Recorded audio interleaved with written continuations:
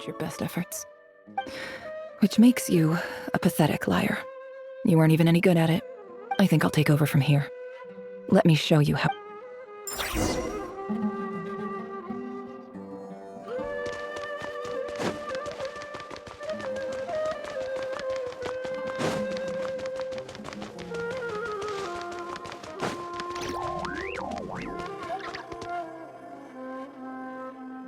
I just came to say goodbye. Thanks for everything you've done for me in my time here. Nefer? You packed your bags. Where are you going? I'm quitting. Something's come up in my hometown. Gonna head back and deal with it. Huh? But this was a hard-won opportunity for you. You know that better than I do. It was, but it doesn't matter. I have more important things to deal with and they can't wait. Oh, and I didn't want to overfill my bags, so I left some incense on your desk. What's wrong? I thought you liked incense. Although, I did read somewhere in the House of Dana that it has hallucinogenic effects. Don't use it all at once, all right? Isn't this the stuff you brought from your hometown? You're just letting me have it? But you said it's a rare and valuable commodity. Yeah, about that. I lied. It's not rare at all. There's this bunch of ruins near my hometown that are practically overgrown with this plant. It's not worth much. Keep it, it's fine. But Nefer... All right, that's all from me. You take care.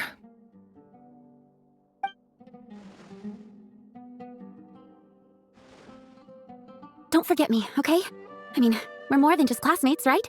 We're friends. Yeah, I'll remember you. I lied again. That incense is worth a fortune, and it's a rare find even in those ruins. And as for remembering her, I have far too much to do when I get back. No time to reminisce.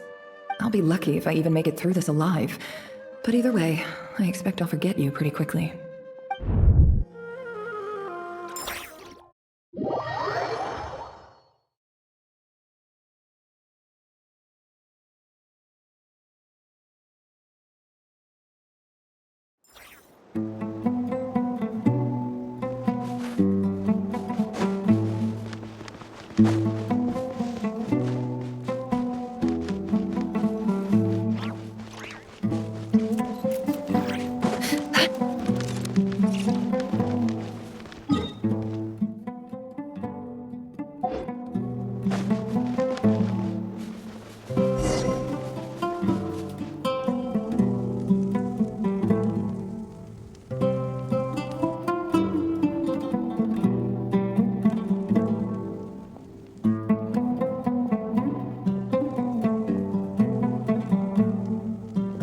It's a pleasure to meet you, Mr. Arif.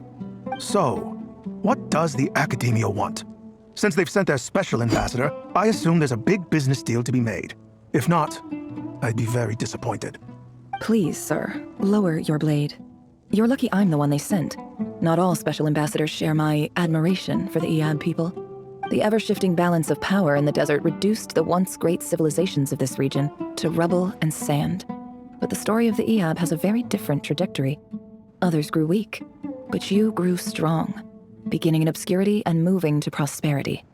You're the only ones who defied the trend. Huh. So, you do know who you're dealing with. This well is the perfect symbol of your strength, is it not? It used to belong to the Unut, but it looks like you have control over it now. You're not wrong, but I'm sure you didn't come all this way just to flatter us. Of course not. I came to bring you some very good news. Some information that recently came to light, which might just be your ticket to freedom. Records uncovered by the Vahumana Darshan show that a certain well currently under Iab control is built on top of some ancient ruins. These ruins are of great archaeological interest to the Academia. I checked the map carefully on my way over here, and I'm confident that this is the well in question. The Academia is offering 50 million mora in return for excavation rights. 50 million? No, wait. If these ruins are as important as you say, 50 million's a little... Don't get greedy, Iab. We know far more than you think. We know that you seized this well by force. Wasn't that the first step in your rise to power? To drive away the Unut and steal their water supply? So what if it was?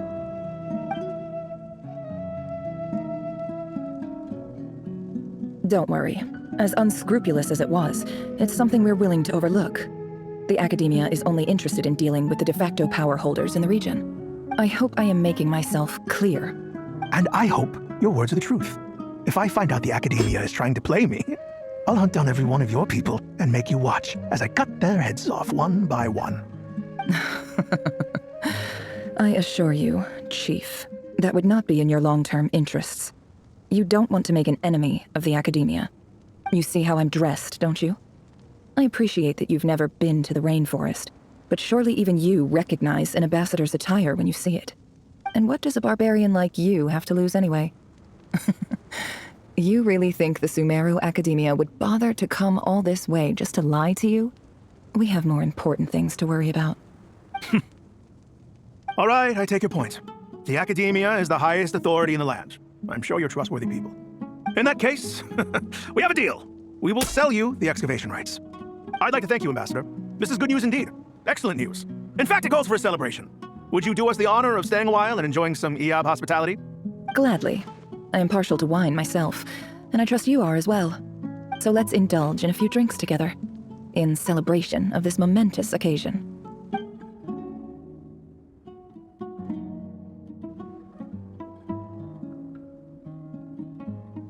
Chief! Chief, it's an emergency! It's the Unut. They've taken the well. What? Well, don't just stand there. Take it back. Yes, Chief. I have every confidence in the EAB's military superiority, and yet... Well, what is it? The Unut's response was alarmingly fast. The day after we reach a deal, they seize the well. This can't be a coincidence. Perhaps there is a traitor in your midst. I don't think so. I am obliged to remind you, Chief, that the Academia will only deal with the de facto power holders. If you cannot regain control over the well, I'm afraid you won't see a single mora of that 50 million. No! Please, Ambassador, just give me some time. I swear the Unut will not get away with this. That well is ours, and so is the mora. Glad to hear it. I will wait here for an update. If there is a traitor, I will find them. In the meantime, make yourself at home. I'll report back as soon as I have an update. Much obliged. Wow. All it took was a few words and I've got him wrapped around my finger. What an amazing feeling. So, in summary, Ambassador, the Academia would rather negotiate with our tribe instead of the EAB, yes? The EAB are ruthless murderers who don't listen to reason. And now they have the gall to interfere in our research projects in the desert region. So let me ask you, Chief. If you were the Academia, what would you do? Kill them all, of course. Precisely. The Academia does not tolerate those who stand in our way. The EAB have, at the same time, there is simply no way that the Academia can be seen to be intervening in desert affairs. I'm sure you understand where I'm coming from. We have our own rules out here. If the rainforest dwellers raised arms against a desert tribe, it'd start a bloody war. Right. We can't confront them ourselves, but we can support their enemies. The Unut have always had strained relations with the EAB, which makes you our natural allies. Natural allies? Weren't the EAB your allies once? You were quick to send them after us to protect your interests back when we stole that water. And now look at you. You're at each other's throats. Let me be clear. The Academia wishes to collaborate with the legally recognized rulers of the desert in this matter. We are asking for excavation rights to that well, and our offer is 50 million mora. Say no more. I believe we have an understanding. Good. Then I suggest you get to work. Get us access to that well, and the mora's yours. You see, Dad? Lying is easy when you know how. People will believe anything.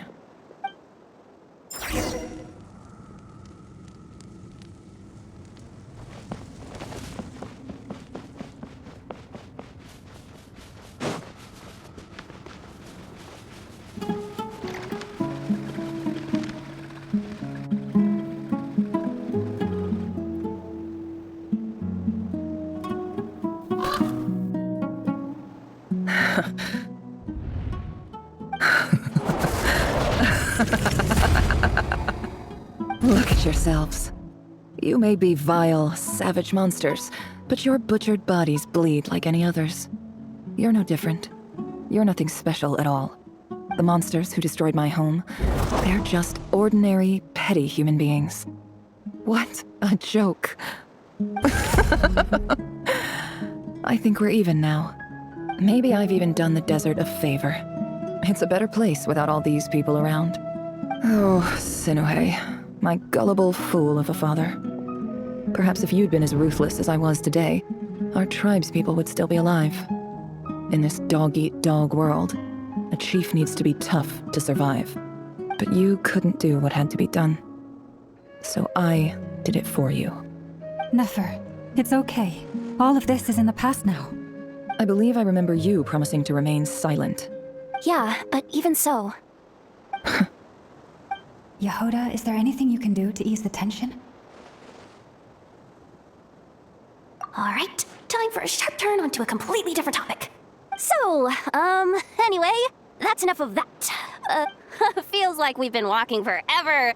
I'm getting pretty tired. Oh, Alma, you tired? Yes, if we can find somewhere to sit down, I could certainly do with a rest. It's not far now. There should be a temple just up ahead.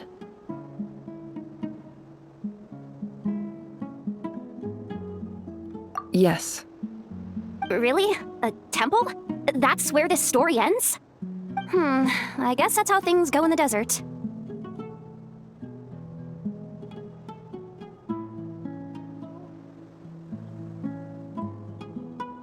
Desert dwellers can never escape their destiny. Or so everyone says. I never wanted to believe it, but looking back now, I'm as desert as they come. You mentioned a temple. What's waiting for us there? My biggest trade secret of all. Ah. Then I'm guessing it's where you got your power from.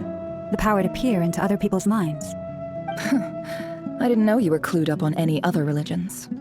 I'm no expert in the history of Sumeru, but since you come from the desert, I would imagine it has something to do with King Deshret. Sounds impressive.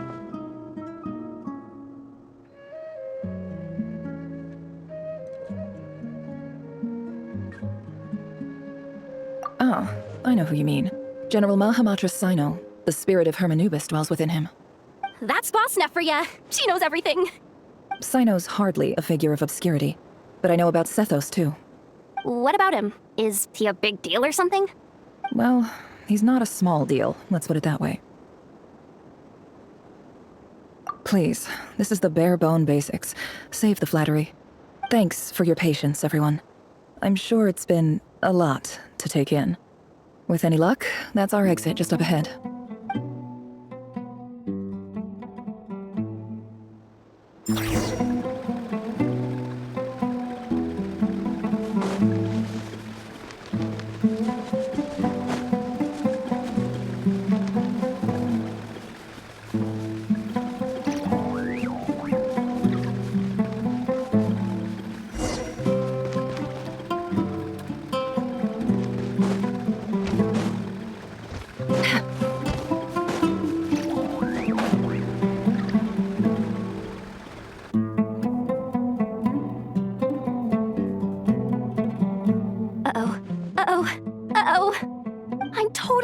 Depth here. I don't have anything to add about any of this stuff. Like, look at that statue, for instance. I want to do the whole name-dropping, this girl knows her stuff thing too, but I've never seen anything like it before. A statue with the head of a bird.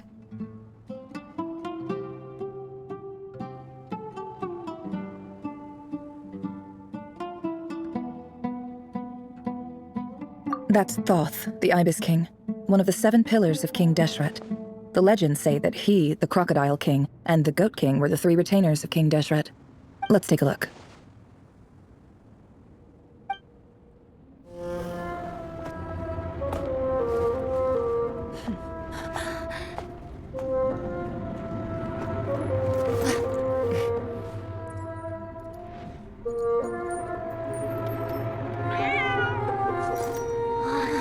It's just Ashru.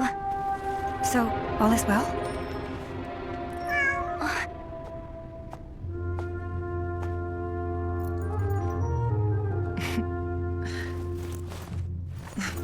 Typically speaking, at this point, the world disintegrates. Then we find ourselves back in the outside world. Besides, these are my memories. There's nothing to fear. You're sure? Of course, it's almost over.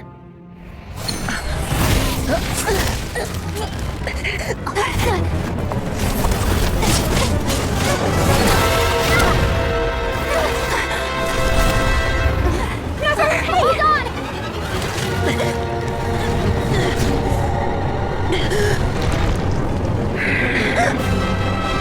Asking too much is always a death sentence. Speak for yourself.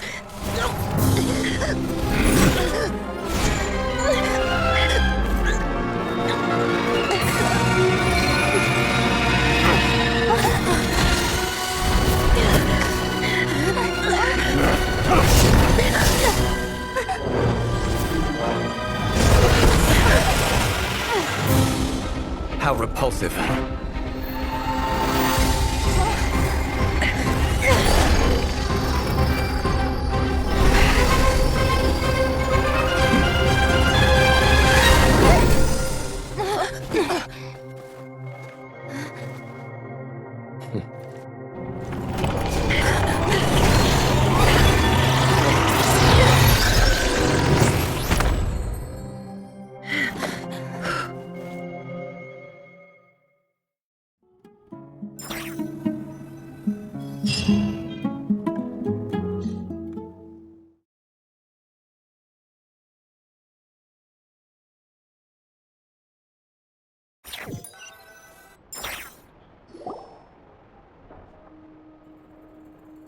Timed that pretty well, didn't I?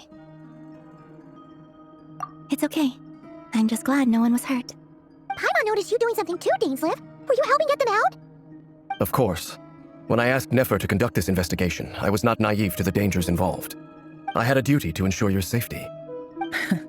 Good to know your sense of justice is still intact after all these years. I take that to mean that you saw the truth. That comes as a great relief.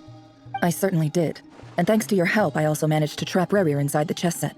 Whoa, really? How'd you manage that? Well, to be honest, I sensed that something was wrong long before we made it to the temple.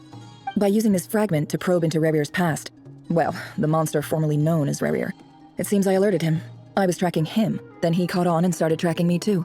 Can't say I'm surprised. But how did he track you through your thoughts alone? That shouldn't be possible. Rerir was a secret agent who reported directly to the Vinster King.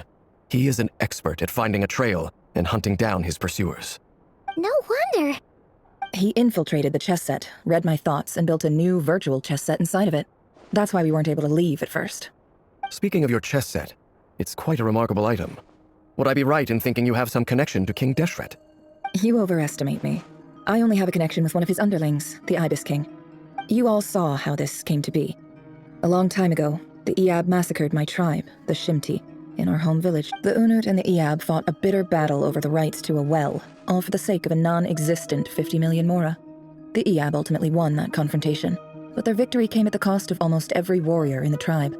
The final blow to the Iab came at the victory feast, when an Unut assassin beheaded their chief right before my eyes. The remaining Iab fled, and have been scattered to the winds ever since.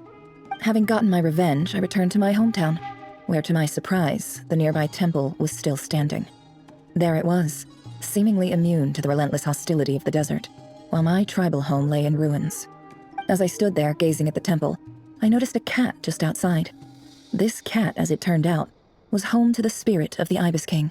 This chess set is my gift from the Ibis King. The chessboard within is made to the same specifications as the one in the mausoleum of King Deshret. And with this chessboard in its container, I gained a certain ability to perceive hidden secrets. Now, you could conclude that the Ibis King simply wanted to give the people of this world the power to seek the truth, but I don't believe that's the full story. Every god plays favorites. Their hearts are as fickle as any humans, full of secrets, perversions, egotistical tendencies. But precious few gods are willing to admit this. It is the same with all powerful forces, including fate itself. Their gaze falls preferentially upon a select few. As you rightly point out, this is an act of favoritism. If you're alluding to the Abyss, then yes, I agree. Gather the others. It's time to share everything I've learned.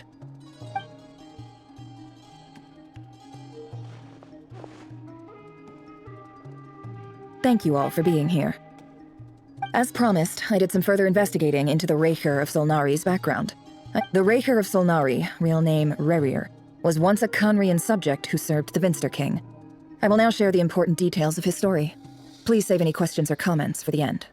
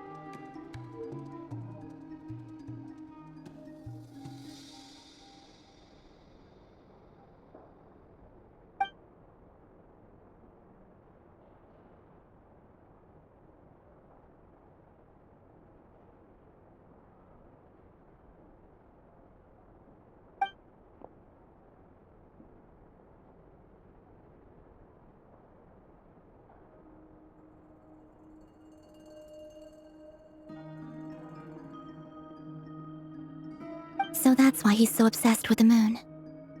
A tragic tale, to be sure. But it does not excuse his many transgressions.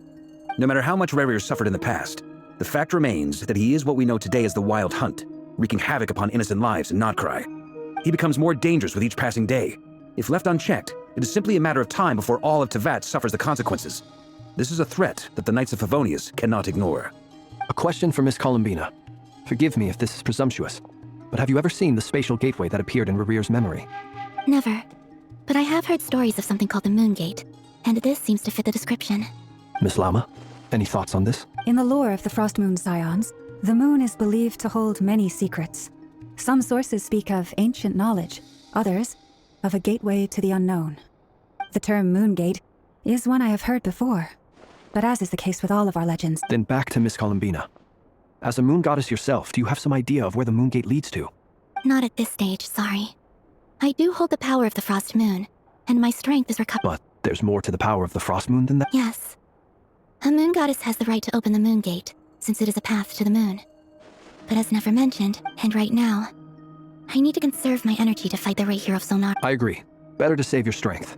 But if you'll humor me for a moment, I have a bold conjecture of my own regarding the... I highly suspect that neither Tholindis nor Rarier made it through unscathed. The evidence pointing to this is the fact, with the abyssal power he wields, no ordinary foe can touch him, let alone tear him to shreds. And yet, the Wild Hunt proliferates wherever his scattered fragments lie. So your theory is that Rarier was physically torn to shreds by some powerful force? Makes sense to me. Explains why the Wild Hunt is so pervasive, and why he's been trying to piece himself back together. He was whole to begin with, and he wants to be whole. Without the power of the Abyss on his side, he almost certainly would have perished the moment he was torn apart. But the Abyss, much like a curse. I could not agree more. The power of the Abyss is most surely a curse. It is a compelling explanation, and one that accords with my present understanding of Abyss creatures. Whether the life form in question is primitive or advanced, if a curse has extended its lifespan unnaturally, it will continue to survive in spite of everything. This raises some interesting questions. I will run some experiments, and see if there is any validity to my suspicions. That being said, regardless of whether my research bears fruit, I would like to thank Miss Nefer for conducting such a thorough investigation. My pleasure, Mr. Albedo. I too hope that the information I have shared today proves useful as we look— Hey! What is it, Dainsleif? You look really upset! It's just... when I think of the man I once knew as Rarier, I struggle to understand. The two of you used to be friends, didn't you? I don't know if these words will bring any comfort, but— Mine too. We can never know all the hows and whys of the way things are. The moon and stars are full of untold secrets and lies, and the skies are host to many more mysteries than these alone. Those are the first comforting words I've heard in a long time. Well, I think this is a good place to end today's meeting. I'm sure Nefer needs some time to recover. That's very thoughtful of you, Lo. Of course. Sounds good to me. Take some time to rest and digest before we reconvene to nail down a plan.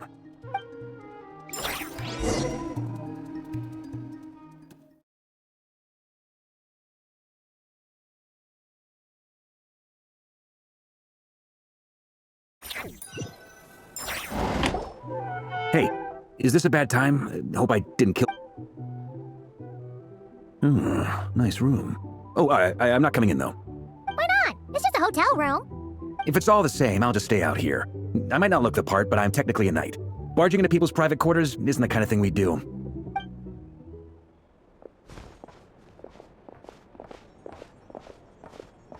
Anyway, Nefer went back to the curatorium to get some rest, but before she left, she shared some things with me that I thought you should be aware. Firstly, although she managed to trap the Rayhero of Solnari inside her chess set, there's no guarantee that the power of the Ibis King is any match for one of the 5 sinners. Their powers are beyond our comprehension. It's only a matter of time before he finds a way to break out. We have to come up with a plan and take care of him before that happens. Honestly, I about figured that might be the case. So, how long have we got? Well, I asked her that same question. She talked for a long time, but for the most part, it seemed like she was trying to convince me how precious her chess set is. What a long and storied history it has. It felt like some kind of sales pitch, you know? The kind where you end up handing over Mora against your will. Anyway, after all that, she finally answered the question. 2 days? Holy moly! Can we even recruit enough help in that time? That remains to be seen. Which brings me to the second issue. Dainsleif is obviously conflicted about this whole thing. But given how little time we have, there's no way we can pull this off without his help. You have some history with him, right? Do you think maybe you could talk to him for us? Great, I appreciate it. All right, on to item 3. So, Albedo, Durin, and I put our heads together and came up with a plan. Can't promise it's gonna work yet, but we figured we'd bounce the idea off you first. We'll explore it further once everyone's recovered. Oh, I was dying to hear this. All right, so here's what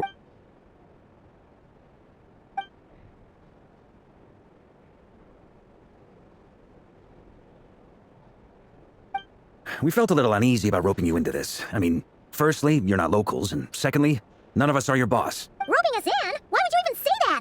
We know the stakes here. It's all of us against the Reher of Solnari, or none of us— I choose my words very intentionally, I'll have you know.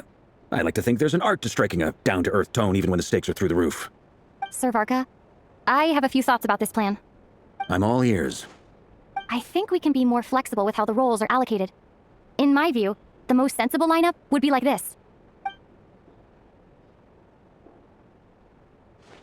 I see your point, yeah. But if that's how we're going to approach this, you'd better make sure you're ready. To be clear, I don't doubt your abilities. Far from it. I just want to make sure. Are you really willing to take all this on? I want to do everything within my power. The Reher of Solnari is a truly fearsome opponent, and if I do my part, it'll greatly reduce the risk for everyone else involved. Well, that tracks with what I've heard. Jean's mentioned in her letters that you're so diligent it's almost abnormal. As in, most people weigh up the risks and rewards in situations like this. But you seem to just march towards danger. Of course, everyone appreciates a fearless pioneer. But all that aside, I'm the Grand Master of the Knights of Favonius, and you're our honorary knight. I want to make sure your courage doesn't come at the expense of your safety. Thank you, Sir Varka. I should be the one thanking you. It means a lot to have you on board. I'll give some serious—